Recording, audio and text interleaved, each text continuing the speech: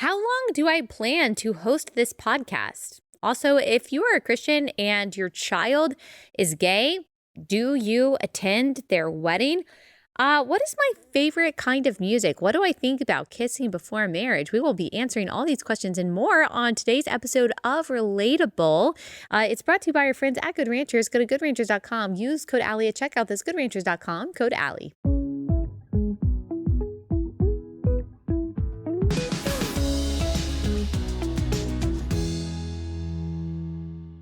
Hey guys, welcome to Relatable. Hope everyone's having a wonderful day and week. All right, we're going to answer some of the questions that you guys sent me in today's Q&A episode. They're pretty fun questions. Gosh, sometimes you send me really deep questions and I'm like, okay, that would take the entire episode, and I really appreciate them, and they require a lot of research and stuff too. Today, they're more on the fun side, but we'll try to sprinkle in some more serious ones too. They're all important. They're always important questions, I think. Y'all send really good questions. Here's an interesting one. How long do you plan to be a podcaster? Well, I can't say that I have like a 5-year plan of what exactly things will look like. The media landscape changes so quickly. 5 years ago, 5 years ago was 2018, which is very hard for me to believe in my mind. I think I would still say like 2 years ago was 2018. Past 5 years have just been so crazy, probably for everyone, but especially for us with kids and jobs and all that stuff. 5 years ago, though, I think most people in conservative media, or maybe a little longer ago than that, maybe 2016, most people in conservative media, I think, thought that the pinnacle of your career had to be Fox News, that there was really nowhere else for you to go. And really places like blazetv and Daily Wire then, or I guess it was The Blaze then, they were kind of seen as stepping stones. And you could go there for a little bit at this smaller network and you could kind of build up a name and, gain some kind of audience, and then you would make your way to Fox News. And the very pinnacle of that would be hosting your own primetime show. But that really quickly shifted in Trump's presidency as Blaze TV got bigger, as Daily Wire got bigger, other entities got bigger, independent voices got bigger. People realized you really do not need Fox News or any kind of corporate media in order to make money, in order to have an audience, in order to be a conservative commentator or have conservative influence in the media. There are so many different avenues that you can go down. You really can forge your own path. I'm very thankful I started when I did. I started when Facebook was a little bit still like the Wild Wild West. 2015, you could still post something, and if people liked it, it would just go viral, even if it went against the mainstream narrative. That's what happened to me. And I don't think it's like that anymore. I don't think people can get started just like from absolutely nothing, making a Facebook page, and then from that creating a sustainable career. And thank the Lord, that's what happened to me. It wasn't just Facebook. I was also writing on my own. I mean, I had a blog, but I was also going out there and speaking to places for free, literally just asking them, hey, can I come speak at your sorority meeting? Can I come speak at your Young Republicans Club? As, completely a nobody, but just putting myself in situations where I could have an audience and talk about things and hone my craft. And that ended up leading to what I do. I've talked about my story, so I won't get into all of those details. I don't know what episode, but you could probably go back and find it. I have laid out all the details of how I came to do what I do today. And so I definitely had the idea that, oh my gosh, I know it would be so difficult, but one day if I could just be, if I could just have a primetime show on Fox News, oh my gosh, maybe when I'm like 45 or 50, I can be finally like Megyn Kelly. I always loved Megyn Kelly. I still love Megyn Kelly. And so it was so cool when I started being a guest on Fox News. I still remember when I got the email from Fox and Friends asking me if I could be a guest, and it was just amazing and all this stuff. But then I realized over time, wow, I have more flexibility and more freedom and have probably like a bigger audience of people my age, making videos on social media at the time and blogging and speaking than I would if I went to Fox News. And maybe even making more money too, depending on, if I had gone to Fox News at that time, it would have been like very entry level kind of thing. And so, or at least more opportunity to make more money. And so Yeah, so it's shifted so much that I would never, and I honestly don't know any conservative commentator or podcast host that I would never want to move to New York and work for Fox News. Like that would literally give me no benefit. It would give me zero benefit to move somewhere like Fox News and host my own show. Doing what I do now is 10 times better for someone like me, maybe not for everyone, but for someone like me, than to be on Fox News. I get to talk about so many things however I want to. I'm never restrained at all. I'm not part of some corporate entity that is pushing all the pride stuff like Fox News is. And it has so much more flexibility for me and my family. And every conservative podcaster I know feels the same way. And there's endless opportunity too within this realm. I say all that to say that as much as it's changed over the past 5 years, it's probably going to change a lot over the next 5 years too. So I know this is kind of a long-winded answer. I only have a few questions that I'm going to answer today, but I don't know what the media landscape will look like in 5 years. I'm very thankful to the Lord that not everyone, by the way, who started on social media was able to evolve and change to actually grow like a sustainable platform, like write a book and continue to speak and to have a podcast. Some people, they just thrived on social media and making the 2-minute rants, and they just weren't able to move with the changing media landscape. And so you never know when that's going to happen to you. And I never know like what God is going to call us to. Our lives could look very different in 2 years. I will say I love doing what I do. I'm very passionate about doing what I do. I feel called to do what I do. And so for any of you who are like, oh, don't leave us hanging, I don't plan to do that. I plan to do this for as long as God calls me to. And I'm always doing what you guys are doing, which is doing the next right thing in faith with excellence and for the glory of God. So who knows? But there will absolutely be different things that I'm a part of, different things that I create over time. I think that's a direction that a lot of people in media are going toward, is that we want to create things, not just like host daily shows, which is important, but we really want to create like substantive things that are moving the needle. And so we'll see what that looks like for me. We'll see. But I'm glad that you guys are here. I'm glad to be doing what I'm doing. And I truly love Relatable. What it has grown to be is just like a testament to God's faithfulness and also to y'all's loyalty. So thank you for that.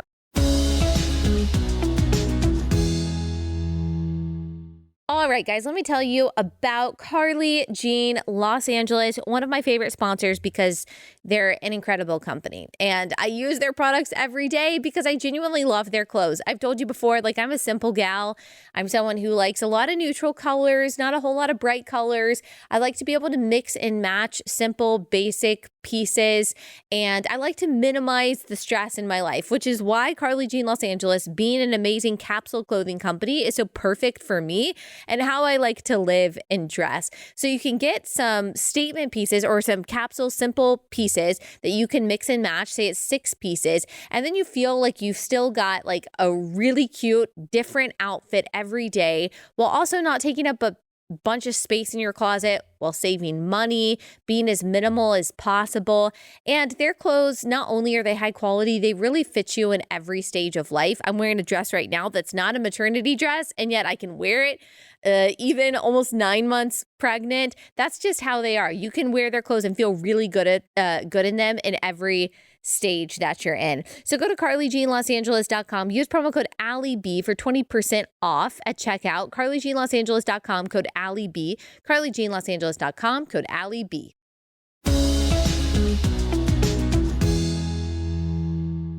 Okay, favorite character from The Office? It's got to be Michael.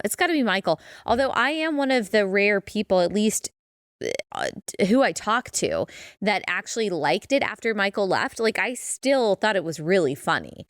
Robert California, such an uncomfortable character, but funny. I still love those episodes, those seasons after like Andy becomes the boss and stuff. Like, I'm totally fine with it. But yeah, Michael is my favorite in that he probably made me laugh the most, but also Jim, just like Jim's subtlety and his humor. One of my favorites. Probably my least favorite is Karen. I'm sorry, but I don't really like that actress that much in anything, like including in Parks and Rec.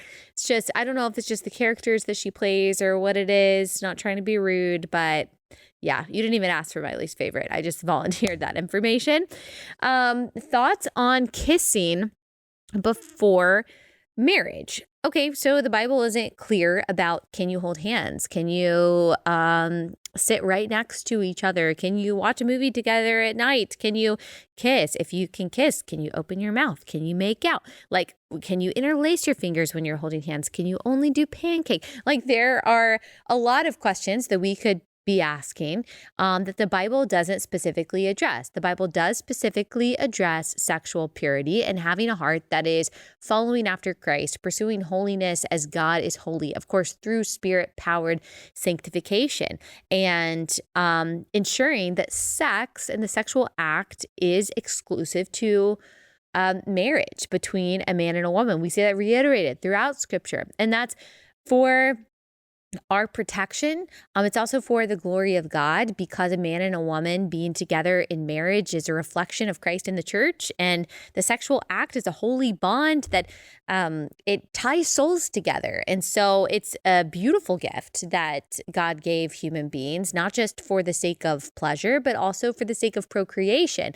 And so because that's so sacred, and because God specifically ordains it for the boundary that is set by the institution of marriage, I think that understanding what sex is, understanding what marriage is, understanding that the body is supposed to be a temple for the Holy Spirit, understanding that we are supposed to be a vessel of God's glory, understanding our purpose to pursue sanctification and holiness by the power of the Holy Spirit.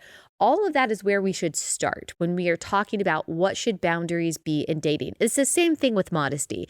We don't read in the Bible that, okay, our skirt can only be this many inches above our knee, or our neckline can only go this low, or we can wear spaghetti straps or tank tops that are, this many inches in width. We don't read those specific stipulations. But when we go back to the core of, well, okay, who is God? What does he call us to? Who am I as an image bearer and as a Christian? We can understand what the Bible means by modesty. We can understand what the Bible means by sexual purity, that it might not be these little minute rules, but from a heart and from a place that wants to honor God as much as possible, not just try to find a way to maybe not technically sin. We order our boundaries, and we order our lives, we order our actions, we order our appearance accordingly. And so I think that what that probably means is, because sex, so in this context, because sex is reserved for marriage, anything that provokes our heart, provokes our bodies, provokes our minds towards lust, towards engaging in an act that is not meant for two dating people, that is not meant for two single people, that our boundaries should keep us as far from that lust as we can. That doesn't mean that we can't desire to be with that person. Of course, that's normal. Of course, sexual feelings are normal. Sexual attraction is normal. God gave us these things. But just as every desire is, it's supposed to be put into the proper context. And so just as Song of Solomon says, like, we don't want to stir our affections before, or we don't want to awaken love before it so desires. We don't want to stir certain affections when they cannot be satisfied in a godly context.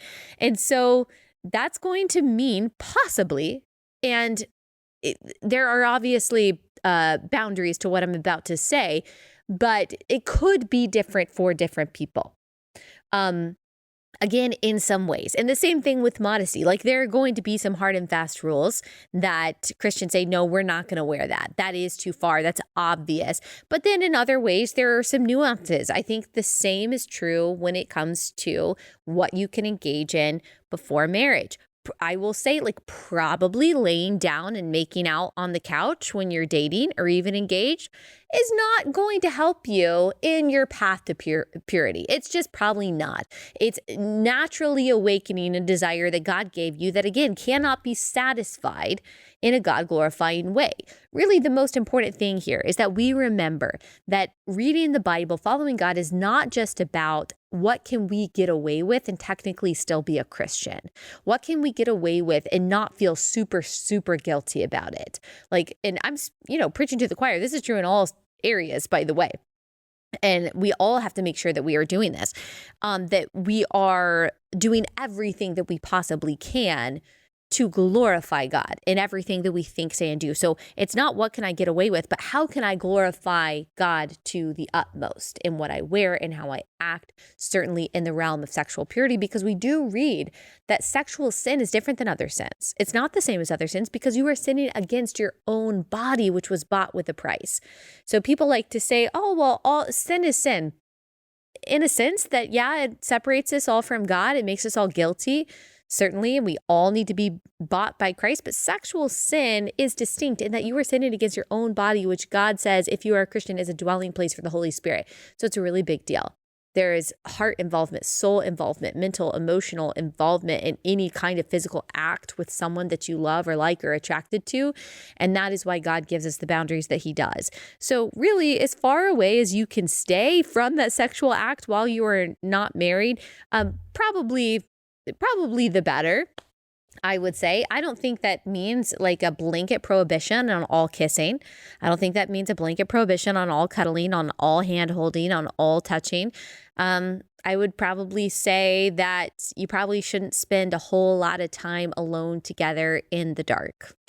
Just seems kind of common sense if you are trying to honor God in your sexual relationship and stay within the boundaries that he has lovingly placed for us.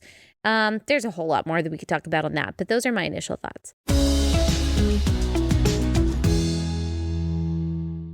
Okay, guys, this parallel economy that conservatives and especially conservative Christians are really building, it is booming. Like a lot of us have decided we just don't want to spend so much of our money at these companies that are actively working against the values that we hold, gender ideology, abortion, things like that. We want to support businesses that are fighting for the things that we are fighting for. That's why Public Square exists. They are offering alternatives to all of these progressive companies.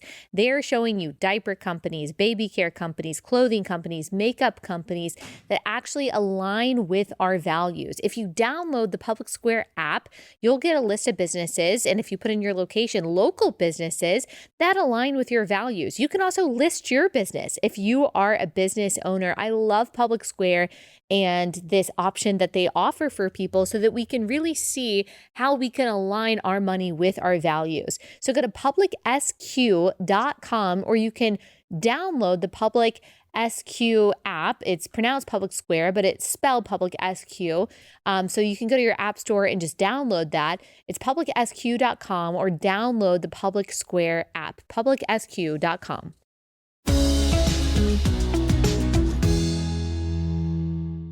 Okay, favorite type of music. Gosh, I used to pride myself on being someone who found cool music when I was in high school. I used to love to burn CDs. And on Apple Music, you could print a cover for the burnt CD that would create out of all the album art, would create a collage of album art that I thought was so cool. I would do that for any boyfriend that I had, even up to my husband when we were dating. This is my move. I would burn a CD and then print out. It had to be colored ink too. And print out the collage of album art and put it within the plastic CD case. And so I used to really pride myself on making those CDs and finding cool music that people hadn't heard before. But I don't know, after high school, really, and then after college, well, I guess I met my husband after college. I don't know. Sometime after that, I stopped caring about that kind of thing.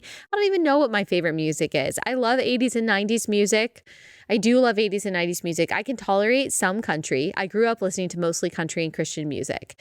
And as far as Christian music goes, There's only like a few that I like really consistently like. I really like Shane and Shane. I would say that's probably my go-to when it comes to Christian music. And again, I like some country music. Like I like the like Zach Bryan, like Morgan Wallen type country music that we're getting now. Better than what we were getting a few years ago. I won't name names, but we had some real cringe country music coming down the pipeline a couple years ago, few years ago now. Didn't like it. I'm not really in surprise. I know this is going to shock y'all. I'm not really into rap. I know you're taken aback. You had to pause this podcast and say, I don't even know if I know this woman anymore. Let's see. So yeah, I don't know if that answers your question. Just anything with like a good solid beat. I like that, but it's also got to have like good music. That's why I can't include rap in that. And I can't stand stupid lyrics. Cannot. How do I like my eggs? How do I like to eat my eggs? Let's see. Probably mostly, well, no, fried. Definitely fried. I was going to say scrambled, but no, it's fried. And I don't know if that's mostly a Southern thing. I feel like if I tried to eat fried eggs in the Midwest, I'd be scared. You have to do bacon first. You have to cook your bacon. And then you have to fry the eggs in the bacon grease. And you obviously the pan is already hot. And so you cook it until it's, the white part has kind of congealed, the egg white. And then you take it off the heat after that. And then you flip it over, but only for like a few seconds. You don't want the white part to be gooey, but you do want the yolk to be liquid. That's a good, and I love fried eggs, like on most things. Like I could eat it on salad. I could eat it on hamburgers. Yeah, fried eggs, but only in bacon grease. Like don't try to do it in olive oil or something healthy like that. If you could have dinner with 3 people living or dead, who would they be? One of them is definitely C.S. Lewis. Oh, other ones, I honestly don't know. I'm like, whose mind could I change? Probably someone who professes to be a Christian and is like on the left. I'd probably just like want to change their mind. Maybe I could try to reason with someone who has like a lot of power, like George Soros's son or something like that. I would love to, which maybe she would. Maybe she'll see this and she'll say, maybe she will go to dinner with me. I would love to go to dinner with Megyn Kelly. I love her. I love being on her show. She was on my show once and I want to be her friend. Let's see. Probably, I could say Jesus. That would definitely be interesting. I would have a lot of questions for him, but I've got all eternity for that. So I don't know if I would, and I guess with C.S. Lewis too. So I don't know. C.S. Lewis, I used to say Ronald Reagan, but I'm not sure if that's true anymore. I don't know. Maybe Corrie ten Boom. That would be really interesting. Maybe one of the founding fathers. I always think about like, how would I explain like the iPhone to the founding fathers? Like, how would I explain the picture of the White House with the transgender flag hanging from it? Like, how would I John Adams, like, how would I explain this? There would be so many things that I would have to explain leading up to their understanding of our modern technology and culture. I'd like to challenge myself to think about how much I understand that I could explain it to them in a way that the other day as I'm recording this, when I was talking to one of my guests about these synthetic human, quote unquote, embryos that are being created in a lab that could apparently maybe one day grow into human-like creatures. I was like, you know what? Someone explaining this to me is like me trying to explain an iPhone to a founding father. I feel like there are a lot of steps before this that I really need to understand. And I don't, like, my mind can't grasp like a non-human embryo being implanted into a woman and then growing into something that looks like a human, that looks like an image bearer of God, but doesn't actually have human DNA. And so I feel like technology goes so fast that those of us who try to understand technology can't even understand where it's going. Anyway, I don't even remember what the question was. Okay, next. Oh, the dinner with 3 people. Yeah, it'd be really interesting. Elizabeth Elliot, that's another one. It'd be really interesting to try to explain things to these people, but really I would want them to explain concepts to me.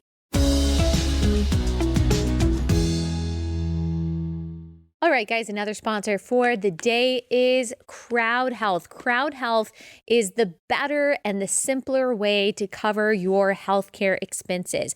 It's different than health insurance, and it's a lot simpler than health insurance. I don't have to tell you how complicated and what a hassle health insurance can be. Crowd Health gives you the tools to negotiate and crowdfund your medical bills. You pay a $50 membership fee to get access to services like telemedicine, bill negotiation. Then you join the crowd, which is a group of people just like you that are contributing the $50 membership fee every month that want to help their fellow members cover their unexpected healthcare expenses. You don't have to worry about doctors' networks and all of the red tape and all of the obstacles that you have to go through with the rising deductibles and with the claims denials and with the premiums that are increasing with regular health insurance. They really do make things as efficient as possible with Crowd Health. So opt out of restrictive health insurance plans. Let Crowd Health help fit your healthcare needs. Get started today for just $50 a month. Use code Allie to get the healthcare you deserve. Crowd Health is not insurance. Learn more at joincrowdhealth.com. That's joincrowdhealth.com. Code Allie.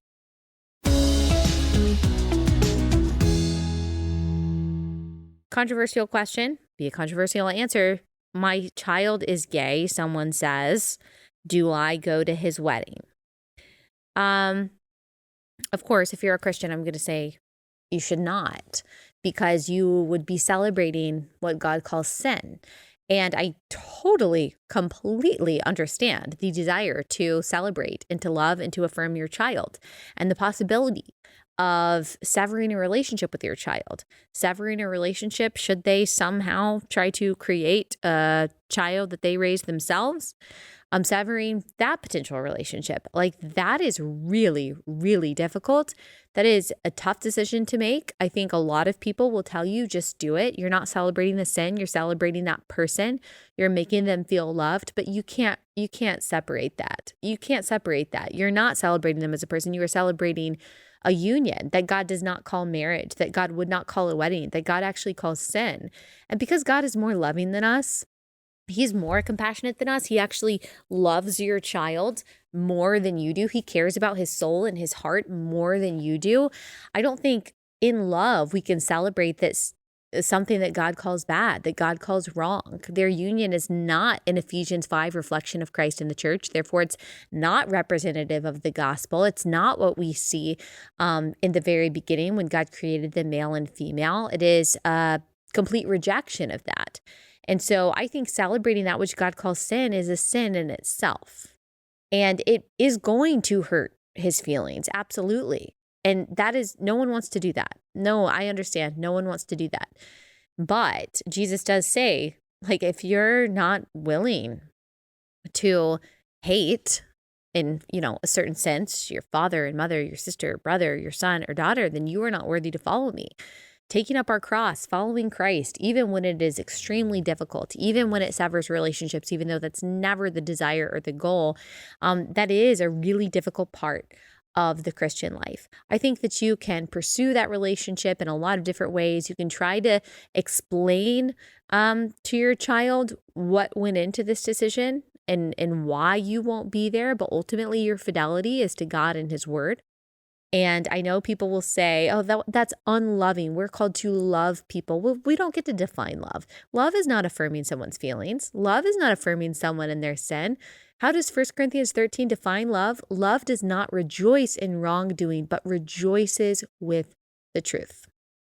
So anytime we see someone say, well, you have to love people. Yeah, of course. We love people how God tells us to love people, because God is love. 1 John 4:8, He defines love. 1 Corinthians 13. So we don't really have the authority to define love as anything other than what God says it is. And we will never love people by disagreeing with God or celebrating what God calls sin. Okay. You can only listen to one musical artist for the rest of your life. Who would it be? Hilary Duff. Obviously. Just kidding. One musical artist, I mean, probably, I know I already said this, probably Shane and Shane. I really love their voices. I love their harmony. But there's a lot of good artists out there. I don't know. That's like the one that comes to mind right now. But honestly, as much as I don't agree with Bethel theology, their voices are very powerful. And very listenable to me. Gosh, I don't know. One artist for the rest of my life. I need to like look at my Spotify and who do I even listen to? I can tell you who it's not. It's not Fergie. It's not Miley Cyrus. That is for sure. It's definitely not Britney Spears, who I think used to have a good voice and something happened. I'm sorry, Brie, but it wouldn't be Taylor Swift. Would it be yours? Is that for the rest of your life? Yeah. Brie says yes. It's not that I don't like her voice or don't like her music. I'm not sure that I could listen to that for the rest of my life. The theology reflected in her songs really makes me sad. I don't know, maybe like 70s or 80s or someone like that. Or someone within that realm. Ooh, I really also like Broadway voices. So it could be like Idina Menzel or someone like that. If I could recruit someone from Broadway to sing a bunch of hymns, for me, I could put that on repeat for a long time, I think. I do have like a hymns for moms playlist on Spotify. And there's a lot of, I also like, someone asked me, what's my favorite kind of music? I would say like 70s and 80s, semi-country, like Americana type stuff. I do really like that. Like a little, well, this is rock. I like some Leonard Skinner. I like some Alabama. I like some like Creedence Clearwater Revival. Yeah, I like that kind of stuff. And also like the kind of stuff that we would swing dance to when we were in college, because I went to college in South Carolina, like the Brown Eyed Girl, that type of stuff. I like that kind of music. All right. I think those are all the questions that I'm going to ask today. What a wide range of things. Okay. Thanks so much for listening. We will be back here soon.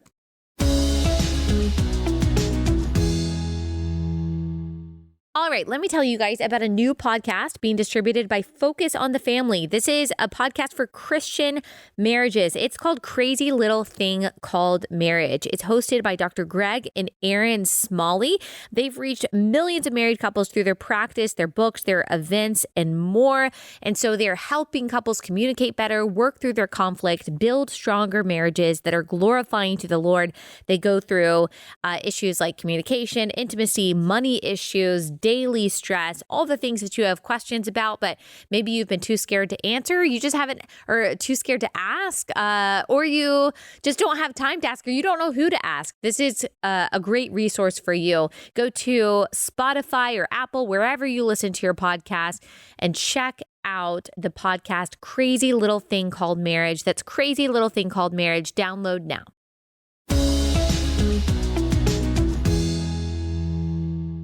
Hey, Relatabelles and Relatabros, if you could please leave us a 5-star review wherever you listen to Relatable, that would mean so much to us, and it really does help the show. Also, if you haven't subscribed to our YouTube channel, please do. Thanks.